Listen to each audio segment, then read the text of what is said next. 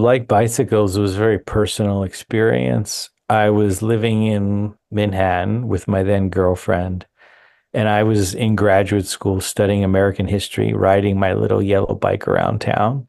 And she got a job at Three Lies and Company, a small but well-known independent bookstore in the West Village. And I had been a serious reader and was a serious reader, gobbling up several books a week. But I hadn't really honestly given a lot of thought to bookstores. I had frequented some. I grew up in a suburban Baltimore and was used to the chain bookstores, some of which you mentioned. And they were fine places, and we sometimes hung out there. But I wouldn't say I was a bookstore aficionado or even a big patron. I sometimes bought books from them. But it was really through her experience. So I started hanging out in the store just to be around her. But also, she would come home and talk about the day. And there were this parade of interesting, eccentric people who inhabited the space, not just the fellow staff, regulars, neighbors, the UPS person, authors, editors. And it really was a hub. And as much as any other business or even place of worship or any other entity, if I thought about what was kind of anchoring this neighborhood in New York, this bookstore had as good a sort of was as good of a choice as anywhere else to be kind of the hub, the anchor, the headquarters, or what made the village feel like a village. It's small but powerful. And so I started to think about that power and wonder if the power of the bookshop was waning, how bookstores evolved over time, why so many of them had disappeared beyond the kind of obvious reasons, but also why they were still here because of all the sort of obvious headwinds that they faced. And so it planted the seed of one day studying this institution and trying to understand how its role has evolved and what it's meant to American life and culture, and essentially why we still need them. When I was in New York, a block and a half south of Washington Square Park, and it was past the heyday, the kind of golden age, if there is one, of sidewalk book selling.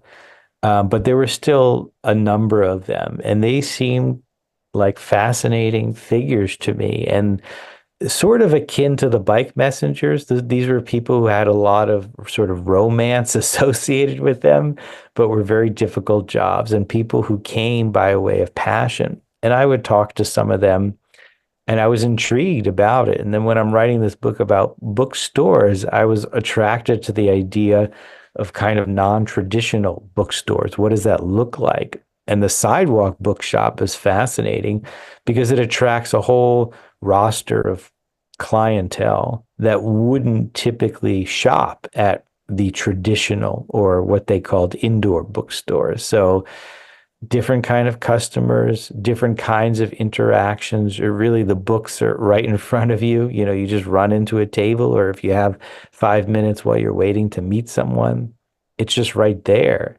So there's a whole different kind of mode of discovery. The kinds of people working them tended to be very different than the staff of more traditional bookstores.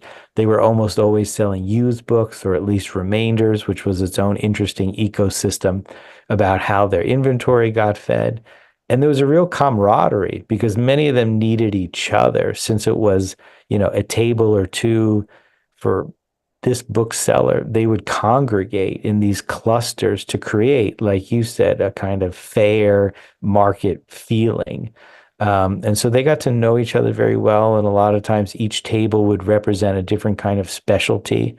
And you could really feel like you're walking through, you know, a fascinating bookstore with instead of different aisles, you're going from table to table. The final chapter of the book ends at Parnassus. So I start in the small bookshop where Amanda worked, Three Lives, this kind of indie, which was where my interest in the subject derived from.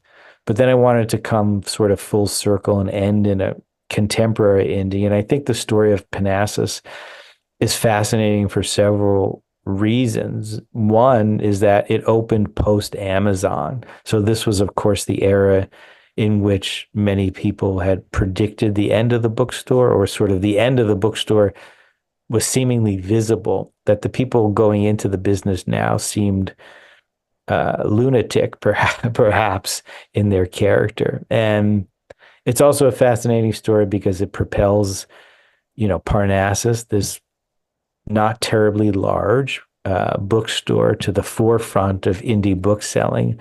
And Anne Patchett, who was, of course, is a famous writer, nonfiction and fiction, and beloved by critics and fans alike as the kind of face of indie bookselling. And she took this mantle willingly and became a kind of crusader championing indie bookstores. And she spends as much time writing as she does talking about the value and importance of indie book selling. So it seemed like uh, a great indie to profile because it captures so much of the larger landscape. In between the chapters, I have these short interludes. Somebody referred to them as a palate cleanser, which is a term I like. But they're kind of one-off little stories. There's one about the role of the UPS driver, another about what it's like to grow up in a bookstore, another about bookstore cats and animals. And then I have one about the smell in particular, which is part of this sensorial experience that we all associate with bookstores. And I write about what I think Ben Franklin's bookstore smelled like, which is pretty bad. And then a few years ago, Powell's, the famed bookstore out of Portland, actually bottled a unisex fragrance that was supposed to smell like Powell's, the bookstore, which is both funny and kind of uh, also explanatory. And it's been interesting to see, you know, one of the core features of a bookstore has been author events, really, since Marcella Burns Honor instituted them at Marshall Fields. And that, of course, died completely during COVID and has returned somewhat. And its future is a bit murky. It, costs publishers money or to tour authors around. And because things can be done on Zoom, that's often an option. But as somebody who's just recently been to a bunch of bookstores and given talks and been in conversation, um, it's been such a rewarding experience, at least for me as the author, to get to meet readers and to introduce my work and to hear from them.